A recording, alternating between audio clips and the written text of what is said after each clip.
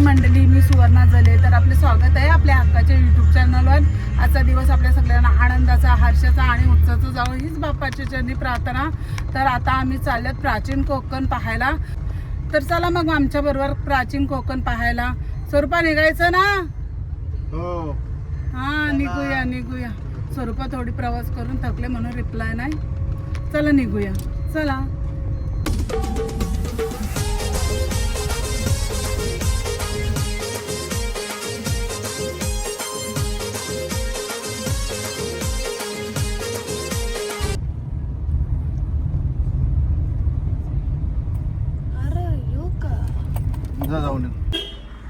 स्वरूपा प्रवास करून थोडी थकलेली आणि रात्री पण आम्ही उशिरा झोपलो आणि लवकर उठलो, त्यामुळे तिला झोप येत होती म्हणून तिला झोपायचं होतं. म्हणून आहो आणि ओंकार तिच्यासोबत राहिले आणि मग मी एकटीच निघाली प्राचीन कोकण पाहायला.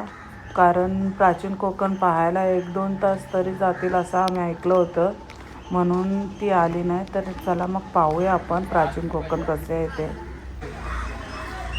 नमस्कार मॅडम, आतमध्ये काय पाहणार आहे त्याची थोडक्यात माहिती सांगते. Konkan tourism development and research centre प्राचीन कोकण हे म्युझियम तयार केले. त्यामध्ये तुम्हाला 500 वर्षापूर्वीच्या कोकणी खेड्याची प्रतिकृती पाहायला मिळेल. त्याचबरोबर आयुर्वेदिक वनस्पती, नक्षत्रबाग, जलदुर्ग प्रदर्शन आणि शंखांचं प्रदर्शन. इकडे 165 प्रकारच्या शंखांचं कलेक्शन केले. प्रत्येकी तिकीट 50 रुपये आहे. 3 वर्षापासून सेम तिकीट आहे आणि मोबाईल किंवा कॅमेराने जर आतमध्ये फोटो काढणार असेल तर त्याचा 50 रुपये वेगळा चार्ज आहे. माहिती देण्यासाठी सोबत गाईड असणार आहे. गाईड कंपल्सरी असतो, फ्री असतो, ग्रुप करून दिला जातो. त्यासाठी थोडं थांबवतो, 10 मिनिटात गाईड तुम्हाला दिला जाईल. पर्सनल गाईड जर हवा असेल तर त्याचा वेगळा 100 रुपये चार्ज आहे. Okay, scanner.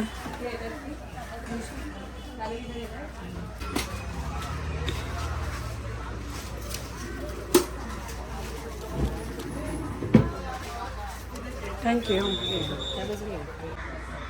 तर इथून प्राचीन कोकणची एंट्री होते. हा प्राचीन कोकणचा प्रवेशद्वार आहे. तर चला मग आतमध्ये आपली प्राचीन संस्कृती आणि परंपरा कशी होती ते पाहू. चला. सुरुवातीला शिवरायांची सुंदर अशी मूर्ती होती, तर तिला नमस्कार करून प्राचीन कोकण करायचे ठरवले.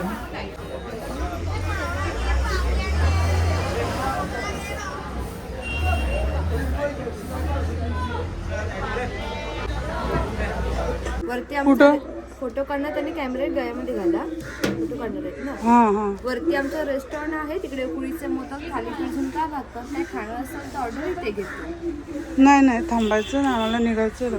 बस इकडे गाडी वैशिष्ट्य असं आहे की प्राचीन कोकण म्युझियम हे महाराष्ट्रातलं पहिलं ओपन एअर म्युझियम. तिथे एकच एक इमारत नाही, तिथे 3 एकरचा संपूर्ण परिसर, त्या परिसरातली प्रत्येक गोष्ट, तिथली झाडं, तिथले दगड, तिथली इमारती, तिथलं पर्यावरण, तिथली भूरचना, या सगळ्याच गोष्टी या प्राचीन कोकण म्युझियमचा एक भाग आहे. आणि हे प्राचीन कोकण 500 वर्षापूर्वीच्या कोकणचे प्रतिनिधित्व करतं. 500 वर्षापूर्वीच्या कोकणची समाजरचना, व्यवसाय, वेशभूषा, परंपरा, समाजरचना, या सगळ्याचं दर्शन आपल्याला प्राचीन कोकण म्युझियममध्ये घडतं. म्हणजे एक प्रकारची संपूर्ण, म्हणजे कोकण दिलं ना तुम्हाला.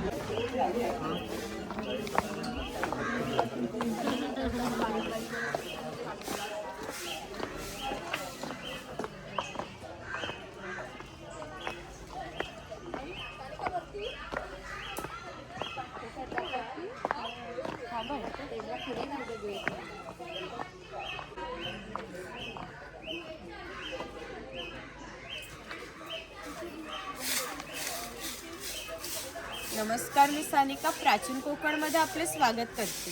Konkan tourism development and research centre ही आमची संस्था आहे.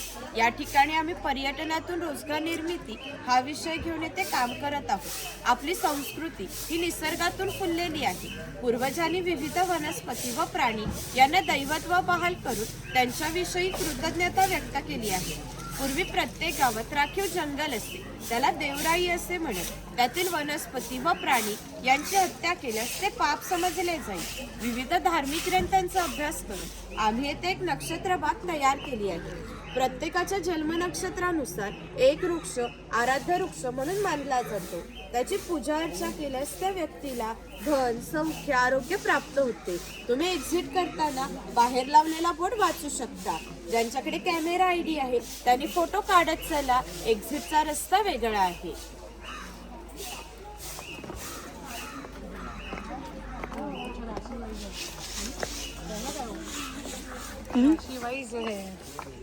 राशीवाईज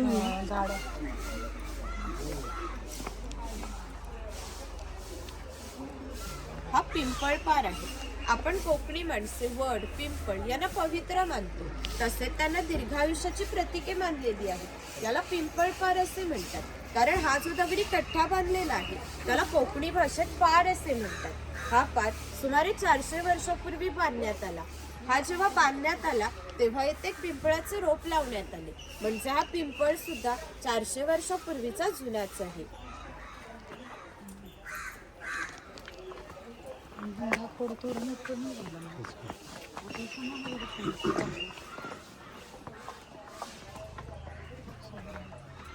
हा शिलालेख आहे. या शिलालेखावर लिहिलेली कविता कवी माधव यांनी 100 वर्षापूर्वी लिहिली. चिपळूण येथे झालेल्या पहिल्या कोकण मराठी साहित्य संमेलनामध्ये या कवितेला कोकणची प्रातिनिधिक कविता म्हणून स्वीकारण्यात आली. या कवितेत कवीने कोकणच्या निसर्ग सौंदर्याचे सुंदर असे वर्णन केले आहे. हिरवे तळ कोकण, सह्याद्रीच्या तळी शोभते हिरवे तळ कोकण, राष्ट्रदेवीचे निसर्ग निर्मित केवळ नंदनवन. या कवितेत नंदनवन हा शब्द आला आहे. नंदनवन या शब्दाचा अर्थ स्वर्गातील इंद्राची बाग. ती जितकी सुंदर आहे तितकेच आपले कोकणही सुंदर आहे. ही गुहा काळाचे प्रतीक आहे.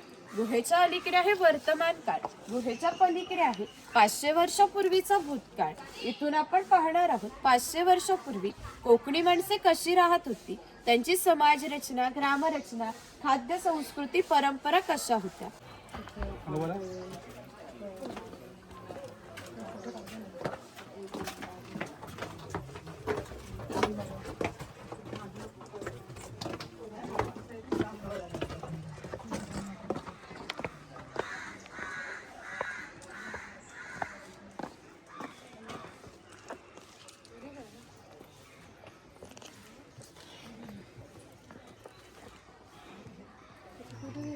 पुढे सरका थोडे.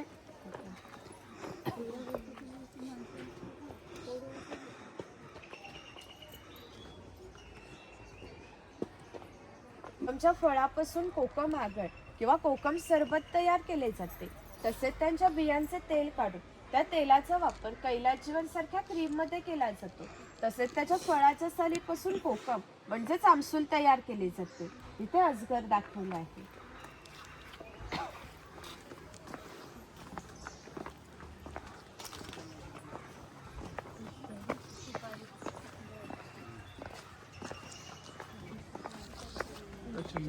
खाण्याच्या सासऱ्याने त्यांना नाव द्यायचं, त्याचा पुष्पा बनवणार त्याला.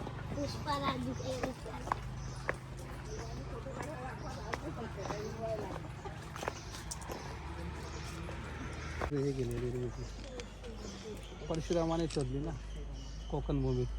हे आहेत भगवान परशुराम. आपल्या पुराणात उल्लेख आला आहे की हजारो वर्षापूर्वी भगवान परशुराम होऊन गेले. त्यांनी संपूर्ण पृथ्वी जिंकून घेतली आणि जिंकून घेतलेली सर्व पृथ्वी त्यांनी दान केली. दान केलेली कोणतीही गोष्ट आपण स्वतःसाठी वापरत नाही, परंतु त्यांना राहण्यासाठी त्याच्याशी युद्ध केले व त्याला 40 ते 50 किलोमीटर पाठीमागे ढकलले आणि या कोकण प्रदेशाची निर्मिती केली. या कोकण प्रदेशाला परशुराम भूमी असेही म्हणतात. हे सारे कोकण दऱ्याखोऱ्यांनी वेढलेले आहे. सूर्याची किरणे जमिनीपर्यंत पोहोचू शकत नाही. इतकी दाट अरण्ये, वाघ, अस्वले, गवेरेडे यांसारखी जंगली श्वापदे, 200 ते 250 प्रकारच्या औषधी वनस्पती, शेकडो प्रकारचे मासे, दुर्मिळ कासवे, मगर, सुसर यांसारखे प्राणी आपल्याला येथे पाहायला मिळतात. कोकणामध्ये लाल रंगाचा जांभ्या नावाचा दगड मिळतो. त्या जांभ्या दगडाचा हा जो पक्का रोड बांधलेला आहे त्याला कोकणी भाषेत पाखाडी असे म्हणतात. ही पाखाडी सुमारे 400 वर्षापूर्वी बांधण्यात आली. तेव्हा ती गणपतीच्या मंदिरापर्यंत होती. काळाच्या ओघात ती नष्ट झाली. आता ती फक्त आपल्याला प्राचीन कोकणमध्ये शिल्लक राहिलेली पाहायला मिळते. सर्वसामान्यपणे अशा पाखाड्या ग्रामदेवतेकडे जाण्यासाठी बांधल्या जात असत. आपण सुद्धा या पाखाडीने प्राचीन कोकण मधल्या ग्रामदेवतेकडे जाणार आहोत. काय बोलतो तिथे हा वनवासी आहे. कोकणातील दुर्गम पर्वतामध्ये वनवासी लोक राहत असत. त्यामध्ये भिल्ल व कातकरी जातीचा समावेश होता. आम्ही येथे कातकरी समाज दाखवलाय.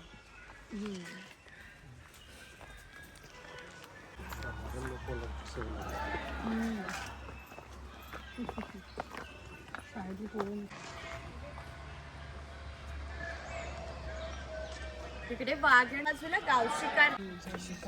अन्न बघ कशी शिकायला बघ. तेव्हा अशी काय माहिती का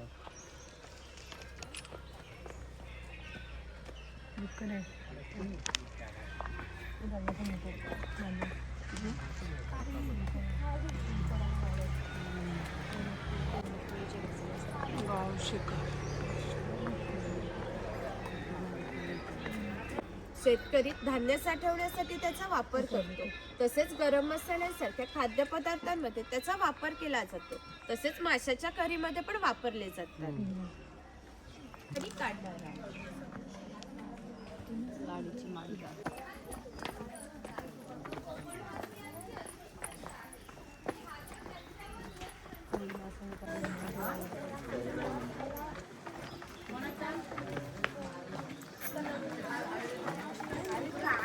असे खालून आहे हा सर्वांनी.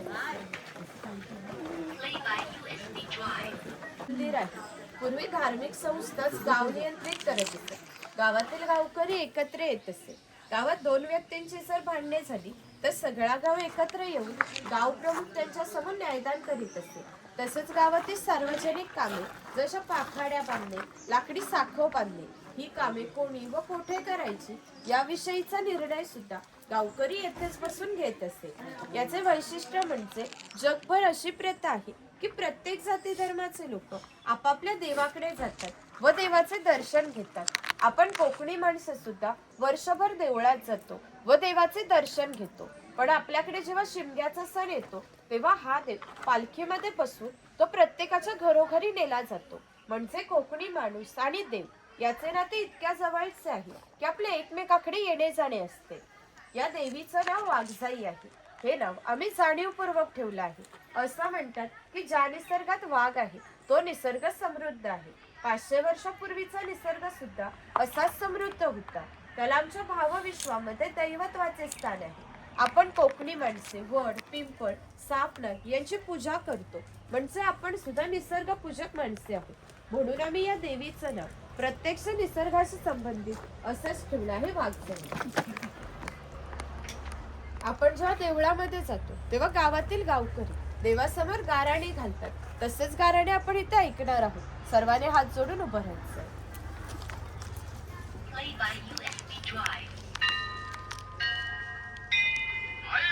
महाकाली महासरस्वती प्रमुख पंचकन बरामदेव महाराजा आज वया प्राचीन कोकण बघायला लांब लांबनं पर्यटक आलेले आहेत. तर आपली सगळी पोरा टोरा बाया माणसं म्हातारे कोतारे सगळे तुझ्या पायाशी दर्शन घ्यायला आलेले आहेत. तर कोणाची ढोकरा कोपरा दुखत असतील, कोणाला डायबिटीज झालेला असेल, कोणाची बायपास झालेली असेल. तर आता मी काय तुला सगळं सांगित राहत नाही आहे. पण ही काय त्यांच्या मागं इडा पिडा असेल, वाकडा तिकडा असेल तर सगळं दूर कर रे महाराजा. ह्यांच्यावर कोणी करणी केला नसेल, कोणी उदाटकी केला नसेल, कोणी देव घातला नसेल तर तू सीमेचा रखवाली आहेस तर सगळं सीमेच्या बाहेर चिरून टाक आणि इथं आलेल्या कोणत्या विकासाला धक्का लाव देऊ नको रे महाराजा. ह्यांची कोणला पोरगी भेटत नसेल, कोणला पोरगा भेटत नसेल, कोण लग्नाचं अडकलेलं असतील आणि ज्यांची लग्न झालेली आहेत त्यांना चांगली पोराटोरा होऊ दे आणि त्या पोराटोरांचं लय डिग्रीपर्यंत शिक्षण होऊ दे महाराजा. होय महाराज. अया शिक्षण झालेल्या पोरांना मनासारखी नोकरी भेटू दे आणि जर काय साहेबां गौरी गणपती आणि राजा द्याला नाही तर त्या साहेबाचं काय करायचं तर तुला ठाव आहे रे महाराजा. होय महाराजा. महाराजा जुनं कोकण बघे आलेलं आहे. तसं प्रत्येकाचं आपापलं गाव असेल, गावात घरदार असेल, जमीन तुमला झाडामाडा असतील, गावाकडे म्हातारी कोतारी माणसं असतील, ती सगळी ह्यांचीकडे वाटेला डोलं लावून बसलेली असतील.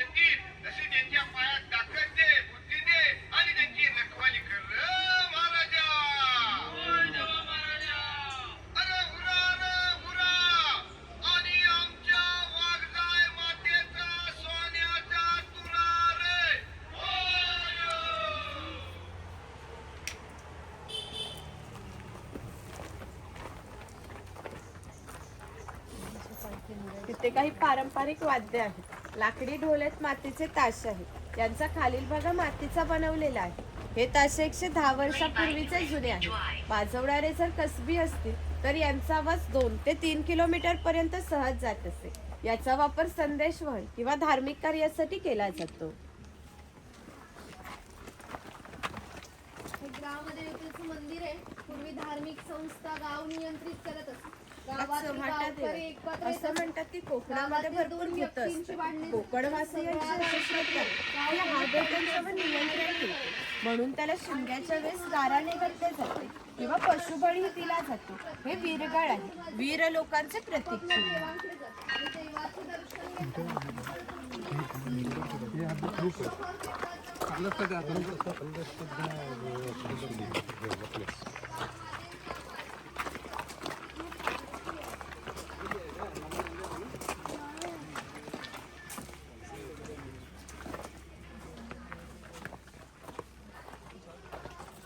तिथे कडक लक्ष्मी दाखवले. जे पोतराज लोक स्वतःला चापकाने फटके मारून घेतात त्यांना कडक लक्ष्मी म्हणतात.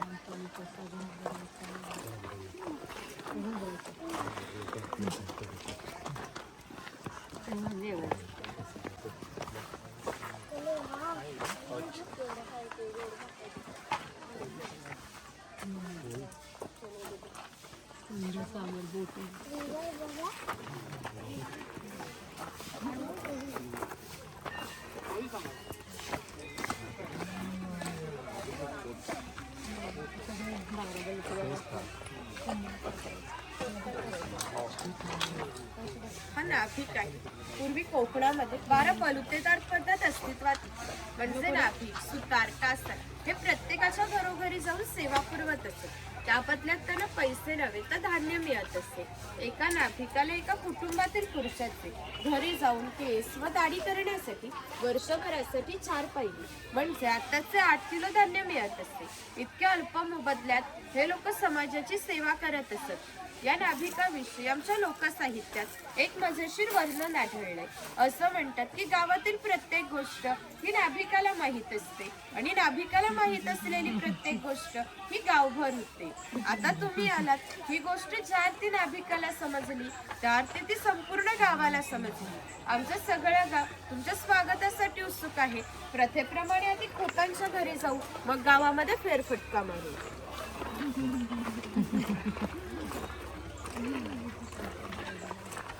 हे खोत आहे. राजाच्या गावातील थेट प्रतिनिधी म्हणजे खोत. धार्मिक व राजकीय बाबतीत पहिला मना खोतांचा असे. खोत लोक गावचे प्रमुख असत. ही खोतांची बायको आहे. पूर्वी कोकणी स्त्रिया सुंदरही होत्या आणि शूरही होत्या, परंतु त्यांना स्वातंत्र्य नव्हते. माझघराचा उंबरठा हीच त्यांची मर्यादा होती. तिकडे खोतांची 2 मुले दाखवलेत. ती आपला परंपरागत खेळ सोंगट्या खेळत आहे. हा खेळ महाभारतामध्ये धर्मराज व दुर्योधन यांच्यामध्ये द्यूत नावाने खेळला गेला. हस्तिदंती फासे असतात, शंखांच्या कवड्या असतात. त्या टाकून विशिष्ट प्रकारचे दान मागितले जाते व त्या सोंगट्या मागे पुढे सरकवून हा खेळ खेळला जातो. घराची रचना पहा. खोत ज्या उंचवठ्यावर बसले त्याला ओटी असे म्हणतात. गावातील मान्यवर लोक ओटीला बसत. ही समोर आहे ती पडवी. सर्वसामान्य लोक पडवीला बसत. खोतांच्या उजव्या बाजूला आहे देवघर, डाव्या बाजूला आहे स्वयंपाकघर, मागे आहे माझघर म्हणजेच पूर्वीचे बेडरूम. छपराची रचना पहा. वरती छोटे छप्पर, मध्ये गॅप, त्याखाली मोठे छप्पर.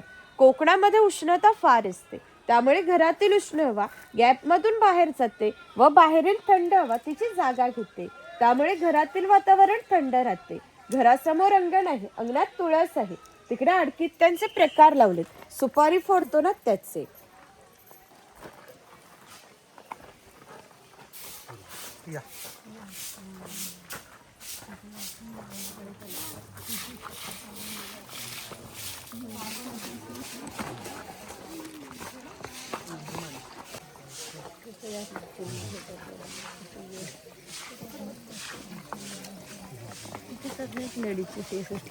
पाटाच्या पानावर खेळताना का?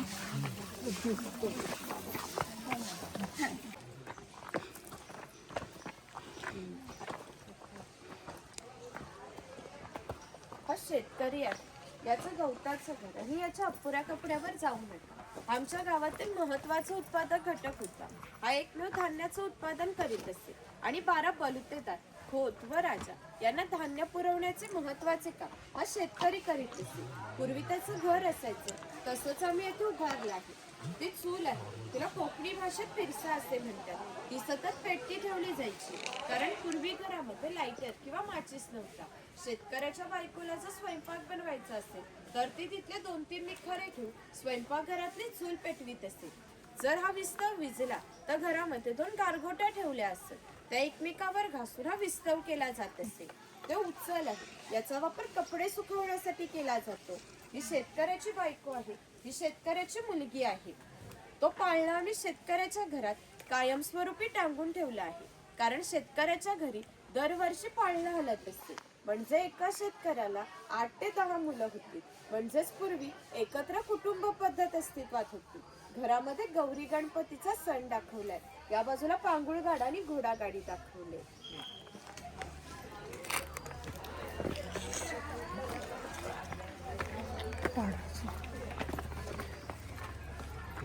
महिलांना लागणारे दागिने व विविध देवतांना लागणारे दागिने हा सोनार बनवून देत असते. याच्या या अप्रतिम कलाकुसरीमुळे त्याच्या दागिन्यांना जगभर मागणी होती. शिमगा, नवरात्र व अन्य वेळी ग्रामदेवतेला दागिने घालण्याचा मान हा सोनाराचा असतो.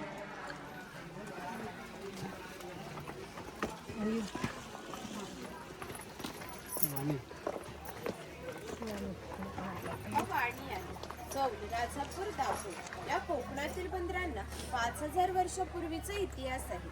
या बंदरांमधूनच भारतीय व्यापाऱ्यांनी जगाशी व्यापार केला. येथून निर्यात होणाऱ्या वस्तूंमध्ये हस्तकौशल्याच्या वस्तू, हस्तिदंती वस्तू, शंख, शिंपले, हिरे, माणिके इत्यादी वस्तूंची निर्यात हा वाणी करीत असे.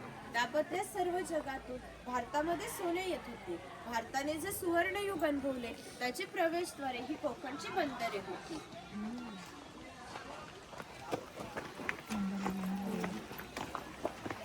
कोकणातील 12 बलुतेदार दाखवताना जो अधिक कौशल्यवान आहे त्यामुळे येथे दाखवले आहे. त्यापैकी हा सुताराचे खरे काम शेतकऱ्याला लागणारी लाकडी अवजारे बनवून देणे हा सावंतवाडीचा सुतार आहे. सावंतवाडीच्या लोकांचे लाकडावरील कोरीव काम हे जगप्रसिद्ध आहे. याच्या काही हस्तकौशल्याच्या वस्तू तुम्हाला आमच्या हस्तकला विक्री केंद्रात पाहायला मिळते. इकडे दरवर्षी दाखवला अस्वलाचा खेळ करणारा आणि इकडे गारुडी दाखवला सापाचा खेळ करणारा.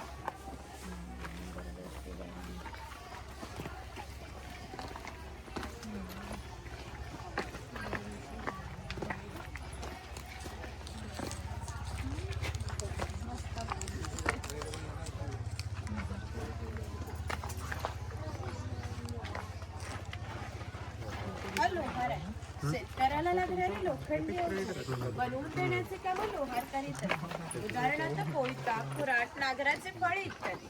500 वर्षापूर्वी कोकणाची राजकीय परिस्थिती अस्थिर होती. बरेचसे लोक सैन्यामध्ये होते. त्यांना लागणाऱ्या लोखंडी ढाली व तलवारी हा लोहार बनवून देत असते. याचे वैशिष्ट्य म्हणजे अजूनही कोकणातील खोत व मराठा यांच्याकडे काहीशा वर्षापूर्वीच्या तलवारी आहेत. त्यांना अजूनही गंज आलेला नाही. त्याची दर दसऱ्याला पूजा केली जाते.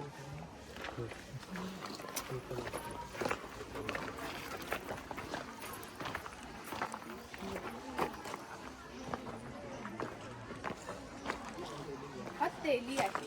पूर्वी कोकणी माणसं आपल्या जेवणात खोबरेल तेलाचा वापर मोठ्या प्रमाणात करत असत.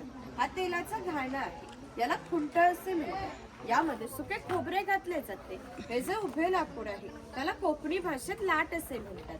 ही लाट या आडव्या लाकडाला अशा तऱ्हेने बांधली जाते की जेणेकरून ही लाट उभी राहते.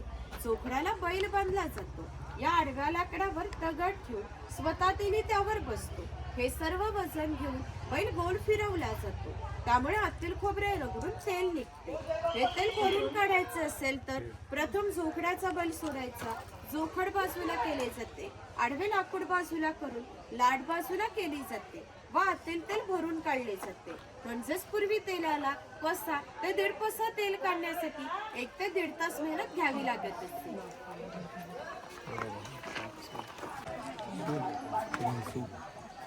हा बुरुड आहे. पूर्वी प्रत्येक व्यवसाय हा जातीनिहाय होत असे.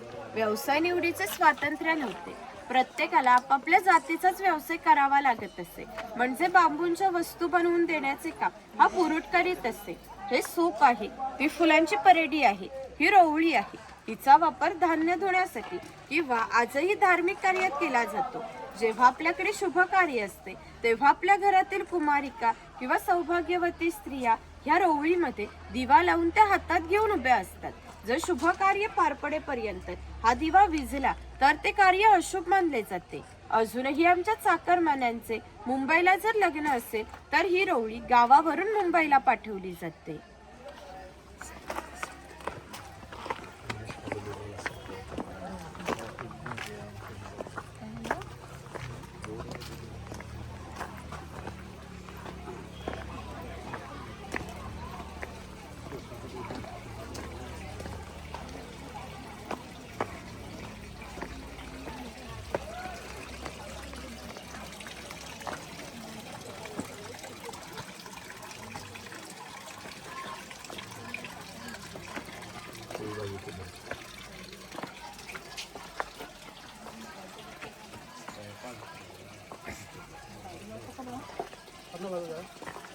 हे स्वयंपाकघर आहे. पूर्वी प्रत्येक समाजाची स्वतंत्र अशी खाद्य संस्कृती होती.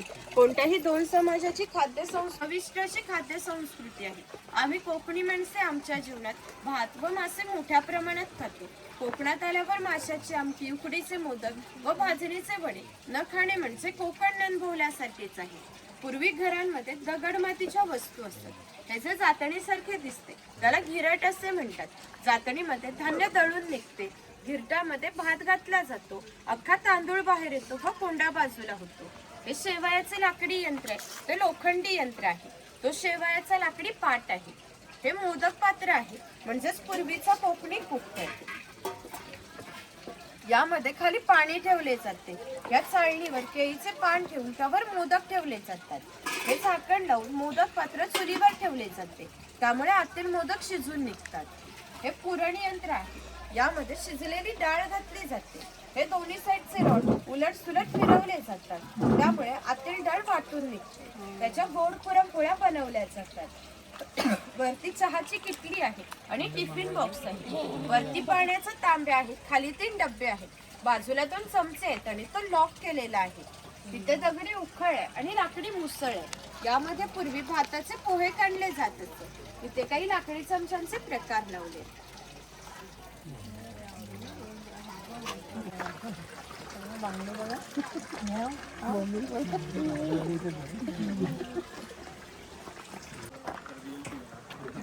काय हा कासार आहे. मगाशी सांगितल्याप्रमाणे 12 बलुतेदार हे लोकांच्या घरोघरी जाऊन सेवा पुरवत असत. त्याप्रमाणे हा कासार या मुलीच्या घरी आला आहे.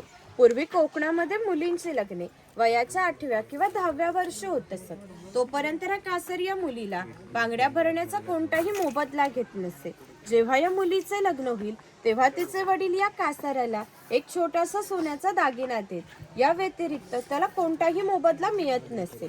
म्हणजेच हा कासार या मुलीला 8 ते 10 वर्ष मोफत बांगड्या भरत होता. म्हणजेच पूर्वीची समाज रचना ही एकमेकाच्या विश्वासावर आधारलेली होती. करताना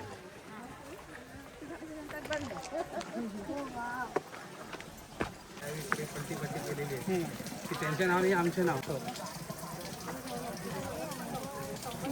वर सायळ आहे. ते पाटाचं पाणी हा पाणवठा आहे. पूर्वी प्रत्येक गावामध्ये भरपूर मोठे जंगल होते, त्यामुळे गावात पाणी मोठ्या प्रमाणावर उपलब्ध होते. गावात ज्या ठिकाणी उंचावर 12 पाणी असते तेथे धरण बांधून प्रत्येकाच्या घरोघरी पाणी पाटाच्या साह्याने नेले जात असते. वरती खवल्या मांजर दाखवलंय.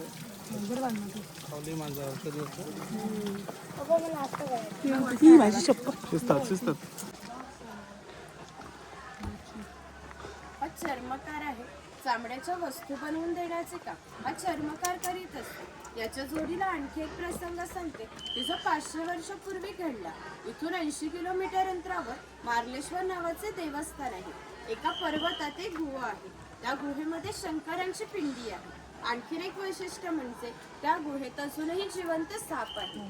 पूर्वी मार्लेश्वर देव हे एका गावामध्ये राहत होते. त्या गावातील लोक काही वाईट मार्गाने वागू लागले. पुढून जाण्याचा निर्णय घेतला.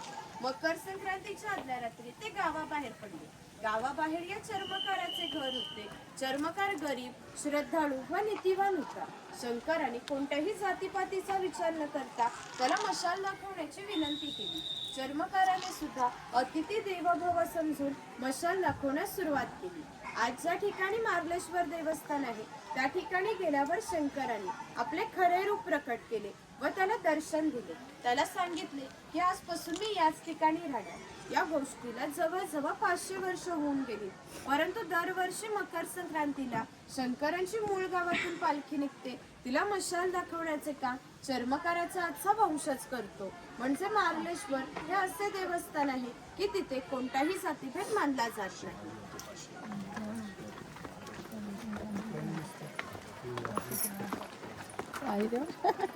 माकड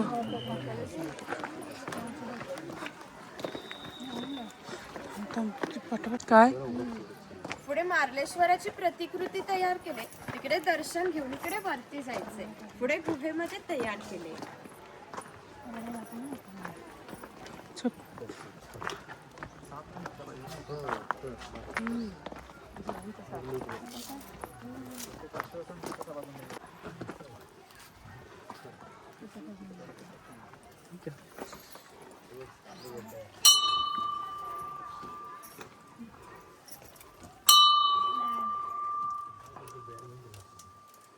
बेटा काढलो काय ना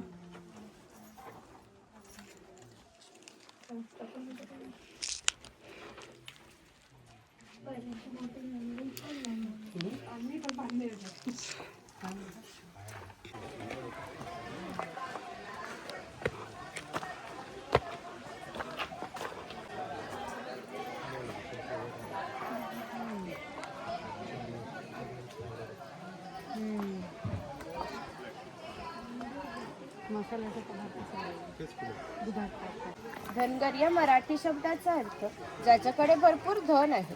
पूर्वी हा धनगर समाज इतक्या दुर्गम ठिकाणी राहत होता की तिथून त्याचा पहिला बस स्टॉप देखील 10 ते 12 किलोमीटर अंतरावर असते. हे लोक ज्यावेळी गावामध्ये येत असत त्यावेळी त्यांच्या पायामध्ये चामड्याच्या घाण्या, हातात घुंगराची काठी व खांद्यावर फाटकी घोंगडी या वेशभूषेत येत असत. असे असले तरी प्रत्येक धनगर हा 100 ते 125 गायींचा, 5 ते 25 म्हशींचा मालक होता. प्रत्येक गायी म्हशीची किंमत 8 ते 10 हजारापर्यंत होती. या सर्वांची जर विक्री करायचे म्हटले तर त्याची किंमत काही लाखापर्यंत जाते. इतक्या धनसंपत्तीचा मालक हा धनगर होता.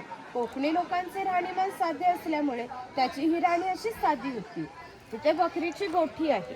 जंगली श्वापदापासून संरक्षण होण्यासाठी ती अशी उंचावर बांधली आहे. त्याच्या आतमध्ये 2 बांबूंच्या मध्ये फट आहे, कारण त्यांनी केलेला मैला यातून बाहेर पडत असते.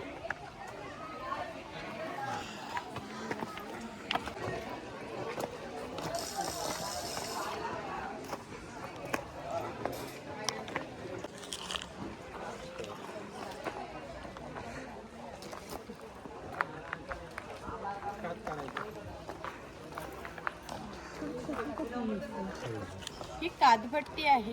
खैराचे झाड तोडून त्याच्या आतमधल्या भागाचे तुकडे करून या पहिल्या 4 मडक्यांमध्ये पाण्यासोबत उकळवले जाते. जो लाल रंगाचा पाक तयार होतो तो 5व्या मडक्यामध्ये एका विशिष्ट तापमानामध्ये उकळवला जातो. तो पाक सावलीत सुकत घालून त्याच्या वड्या पाडल्या जातात. कात तयार होण्याच्या प्रक्रियेला 3 ते 4 महिने लागतात.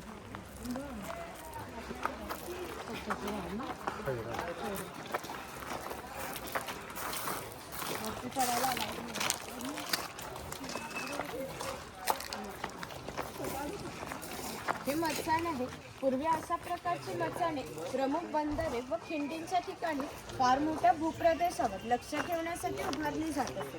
तुम्ही जर चढणार असाल तर एका व्यक्तीने वर चप्पल काढून चढू शकता. तिथे मुखवटे वगैरे घालून फोटो काढणार असाल तर काढू शकता. पुढे आमचं शॉप आहे. तिथे काही खरेदी करणार असाल तर करू शकता. गावी शॉपमधून पुढे जायचं. लास्ट पॉईंट शंख प्रदर्शन आहे. तिथून खाली एक्झिट आहे. तुमचा ID इथे गोळा करा. हा कॅमेरा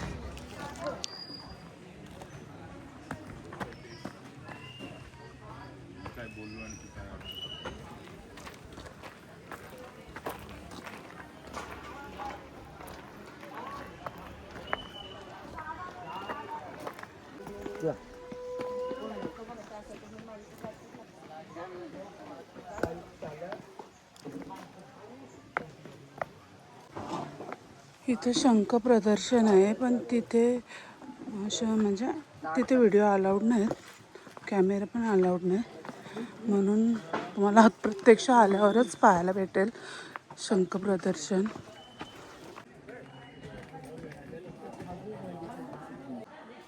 इकडनं एक्झिट आहे. मी नक्कीच आहे, सगळी राहिली ऐकत. मला झालं उशीर म्हणून मी निघाले आता. अहो आणि मुलं वाट पाहत असतील, कारण त्यांचं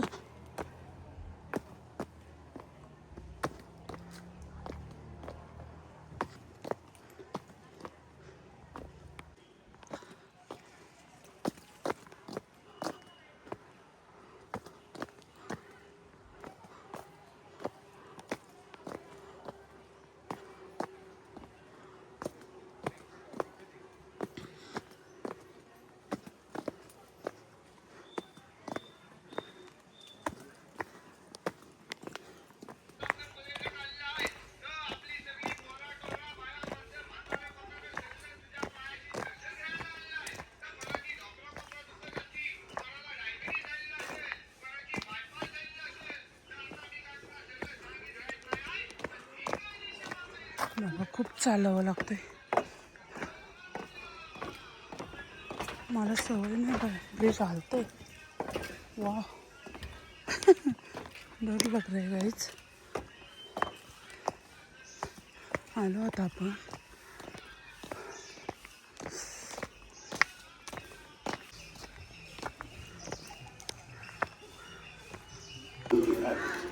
मस्त होता.